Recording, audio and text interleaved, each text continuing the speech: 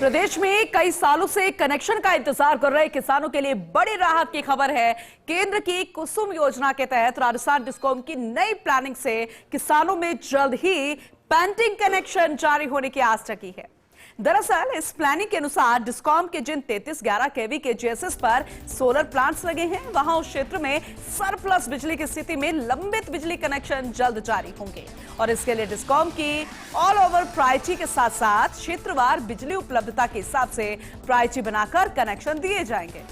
लेकिन आखिर क्या है डिस्कॉम की नई प्लानिंग और धरती पुत्रों को कैसे मिलेगी राहत, इसे लेकर ऊर्जा राज्य मंत्री हीरालाल नागर से खास बातचीत की हमारे एसोसिएट एडिटर विकास शर्मा ने।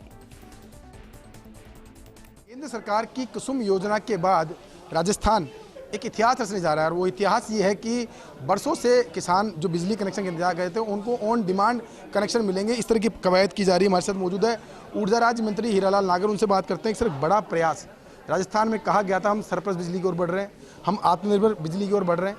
अब एक बड़ा प्रयास इस बात को लेकर कि किसान जो है ऑन डिमांड उनको कनेक्शन मिल पाएंगे। किस तरह से देखते हैं इसको सर? देखिए, जिस तरह से राजस्थान एक सोलर उत्पादन में अग्रणीय प्रदेश बन चुका है और रिन्यूएबल एनर्जी में अग्रणी हम प्रदेश हैं।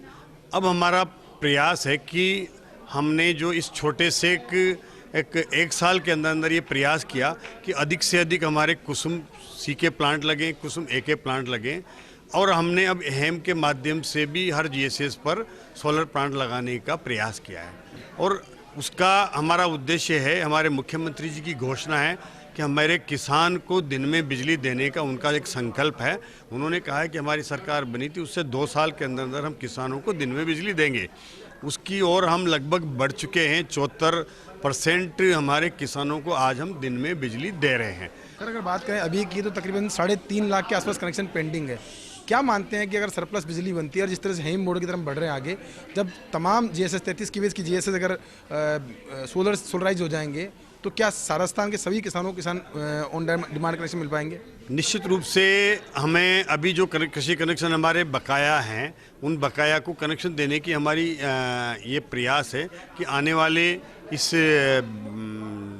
मई जून तक हम उनकी जीरो पेंडेंसी कर दें और उसके बाद जब हमें पर्याप्त मात्रा में अगर सोलर उपलब्ध होगा तो उसके लिए जितने हमारे पास जिस तरह से अब कुसुम सी के लिए हमारे पास लोग कंपटीशन में आ रहे हैं, कृषि के हमारे जो किसान हैं वो लगातार प्रयास रहते हैं कि हम भी कुसुम सी योजना से जुड़ करके, कुसुम ए योजना से जुड़ करके और अब उत्पादन के में योगदान दें। तो इस तरह का कंपटीशन जो आया है और जागरूकता आई है उसका निश्चित रूप से राजस्थान को लाभ भी मिलेगा और इस छोटे से समय में ही हमने लगभग 4,500-6 हज़ार के टेंडर निकाल दिए 6,000 मेगावाट के और मैं समझता हूँ कि 7-8 हज़ार मेगावाट के और हम निकालेंगे। यूँ करके 10-12 हज़ार मेगावाट तक का हमारा उत्पादन सोलर का अब हमारी सरकार के इस समय में हो सकेगा। कृषि नीति जो है वो काम कर रही है, सरकार भी कृषि नीति पे काम कर रही है। क्या मानते हैं जब सरप्लस बिजली की ओर जब बढ़ेंगे या फिर सोलर जिस 33 केवी जैसे सोलर होगा वहाँ पर सरप्लस बिजली को हम कनेक्शन देंगे, क्या मानते हैं मूल प्रायोरिटी जो है वो हटा करके लोकल जो पावर प्रोडक्शन है उसको नई प्रायोरिटी बनाई जाएगी? देखिए, हम जितना सोलर को डिसेंट्रलाइज करेंगे, जितने हमारे सोलर के जहाँ जहाँ जीएसएस है वहाँ पर हमें अगर वहीं पे प्लांट मिल जाएगा तो उससे 2 चीज़ होती है। एक तो वहीं की बिजली वहीं उपयोग होगी तो हमें उसकी जो लॉसेज हैं उसको कम करने का फ़ायदा मिलता है। जो 8-10% लॉसेज आते हैं ट्रांसमिशन के, उससे भी लाभ मिलेगा।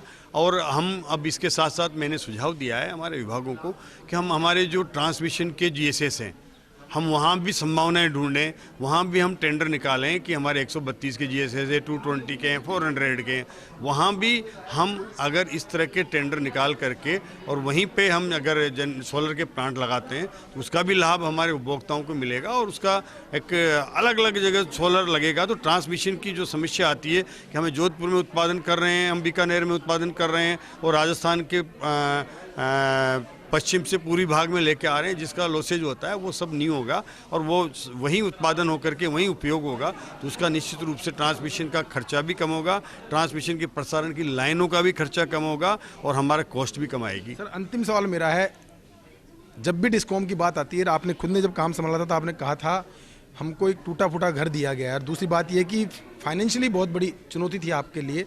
अब क्या मानते हैं कि जब हम कुसुम की तरफ बढ़ रहे हैं और जिस तरह से सोलराइजेशन की तरफ बढ़ रहे हैं, क्या मानते हैं कि जो सालाना सब्सिडी का दायरा है किसानों का वो कम होगा इससे? देखिए, हमारी यही सोच है कि जितना हम दिन में किसानों को बिजली देंगे उससे निश्चित रूप से रात की बिजली की दाम ज़्यादा होते हैं, और दिन में जब देंगे तो सरकार के ऊपर जो भार आ रहा है उस भार में भी कमी आएगी। और हम लगातार प्रयास रहते हैं किसान को भी अच्छी बिजली दिन में मिल पाएगी, जिसकी किसान हमेशा मांग करते रहे हैं। तो दोनों चीज़ें होंगी, हमें कॉस्ट भी कम होगी जिससे किसान सरकार के ऊपर भार कम होगा, और किसान को भी दिन में बिजली मिलने से उसकी खेती भी अच्छी होगी, उसको दिन में सुविधा होगी।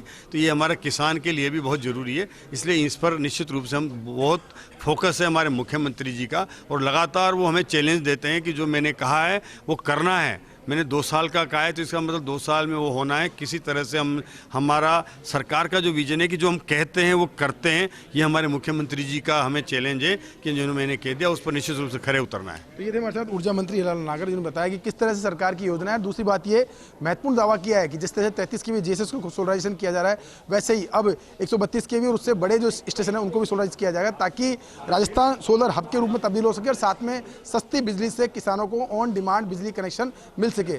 कैमरा पर्सन विनोद पुरी के साथ विकास शर्मा, फैशन न्यूज़, जयपुर।